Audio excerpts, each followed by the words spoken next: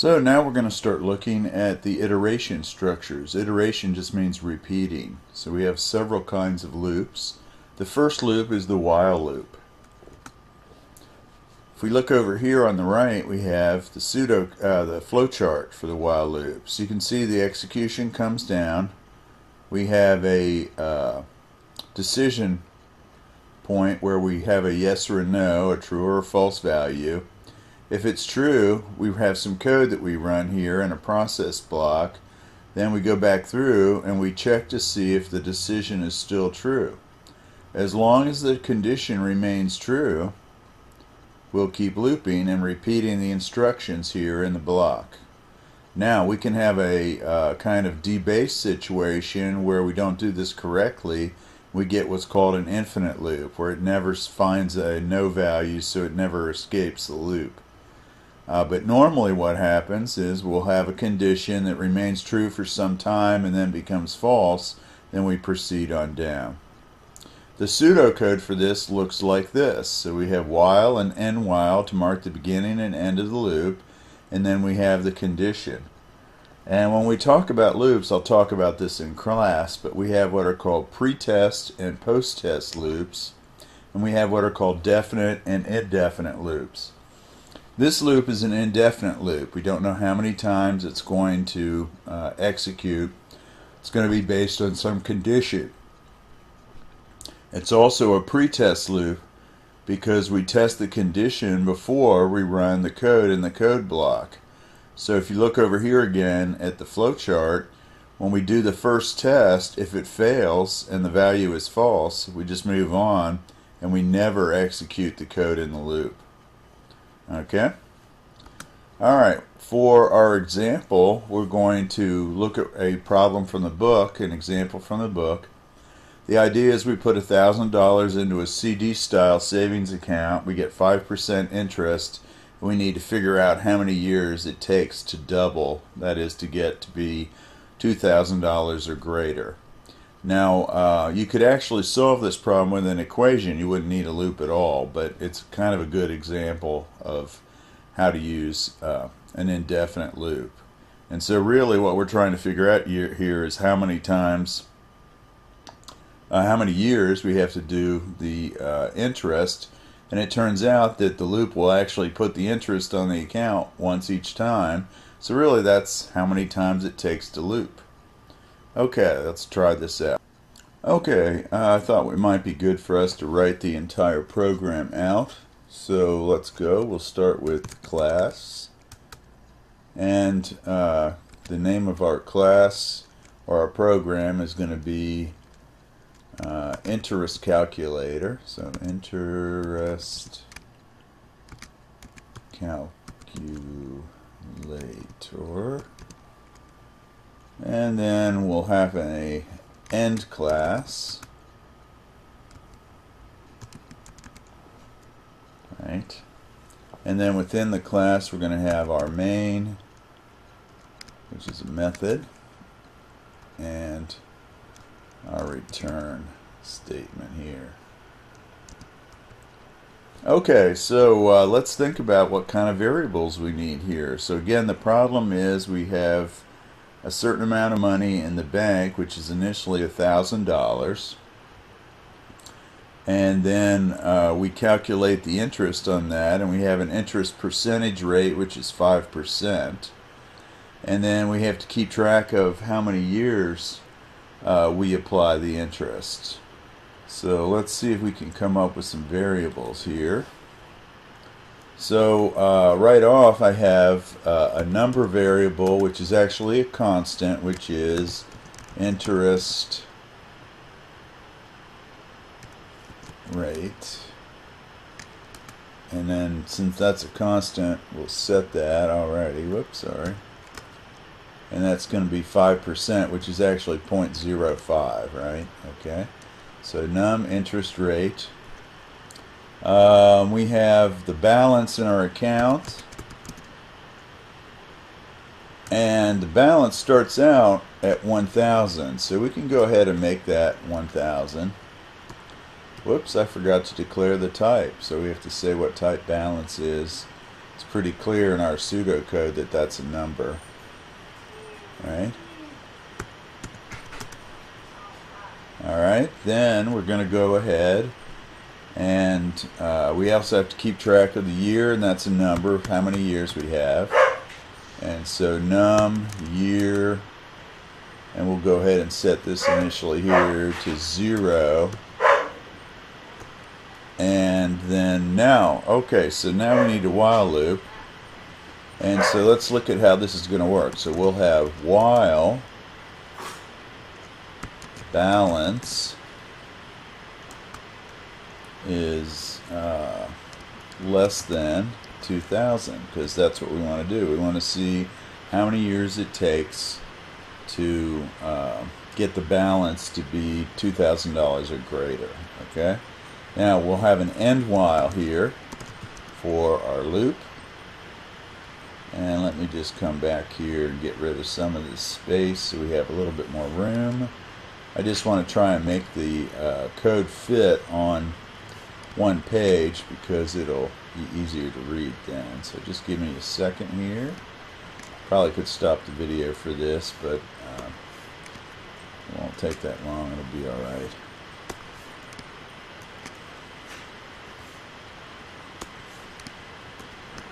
Okay, that's pretty good here. Let's put a white space in there. And there we go. Alright, and maybe a little more space here.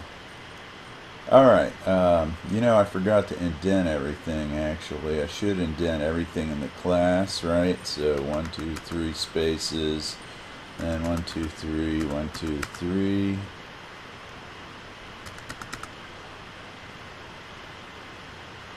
Oops. Man, my computer's running really slow. I'm kind of wondering if this video is going to end up being hosed. Let me get everything indented. It's really important to format your code correctly and indent it because it's so much more readable. I usually use 3 spaces for each level of indent. Later on, when we start using NetBeans, you'll be able to what did I do wrong here? Oh, I see. This kind of crept on me here, didn't it? So, and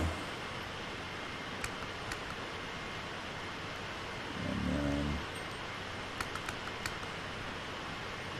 there we go. That looks pretty good.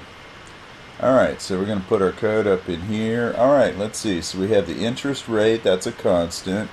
We have the balance, and then we have the year.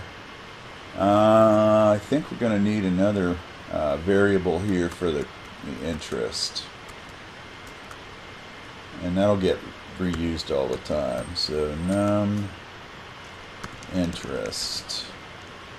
And we'll just set that to 0 initially. Okay, because we're going to redefine that every time in the loop. Alright, I think we're doing okay. Alright, so now let's just go ahead and write the code that goes in the loop. And again, the loop is going to go until the balance exceeds $2,000. Alright, so let me come in here. Again, I'm going to indent the code in the loop. And so now, first thing I do is I calculate my interest, and then I add it to my balance. So basically, interest, oops, misspelled that. Wow, it sure is god-awful slow, isn't it? Interest equals balance times interest rate. Oops. And then the balance equals the balance plus the new interest. Let's take a look at that statement here.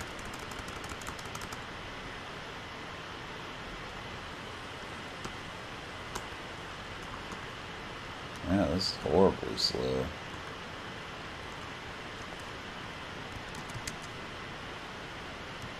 So balance equals. So what that says is the new balance really equals the current balance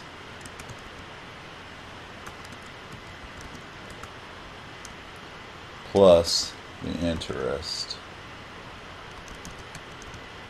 Let's take a moment to think about what this means too, just to make sure. So basically, this balance here on the right hand side is the current balance.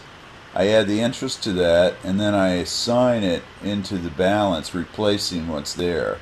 So really this says replace what's already in balance with balance plus interest. So the balance will accumulate that way. And that's important because if we didn't change balance within the loop, we'd have an infinite loop.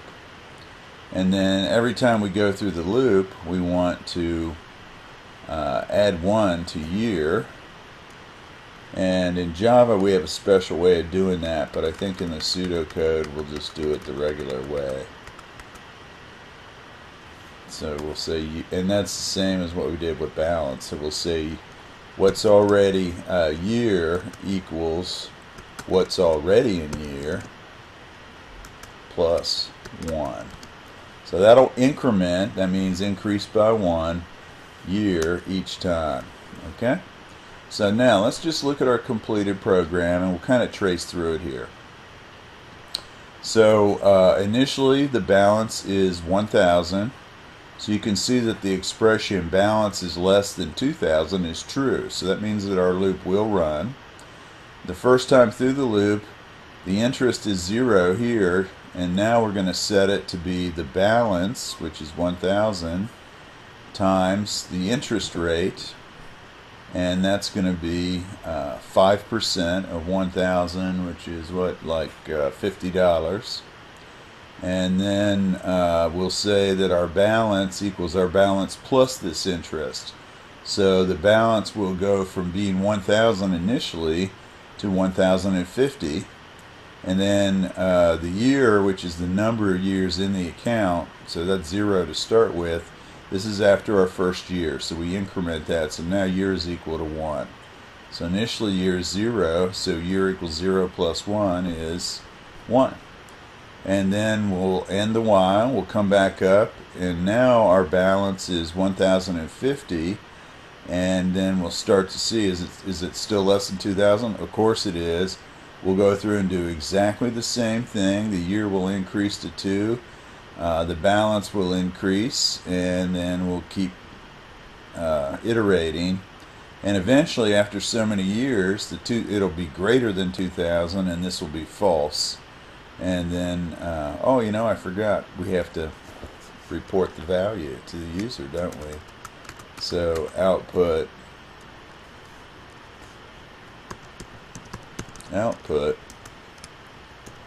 account will exceed,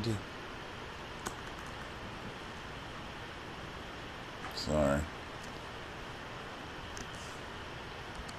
I think I'm going to restart my computer after I get this. We'll see if it takes. Account will exceed 2,000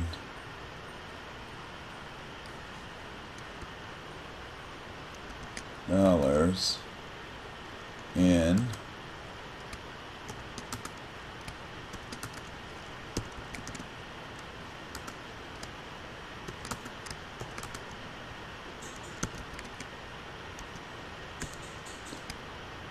Don't think I've shown you this before. This is called interpolation. So notice the first part says account will exceed $2,000 in space. That's a constant, a literal, a string literal. Plus year. Year is the variable. So whatever the number is, it'll replace the word year there.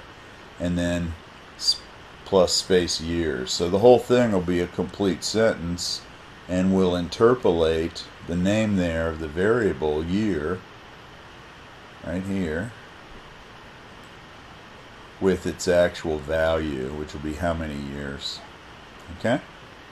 Alright, hopefully that's clear, and this is really powerful. So now we can repeat statements, and there's a couple other ways we can do that. I'll show you videos for those as well. And this is a real common way to do it here with the while loop. Okay, code on, dudes.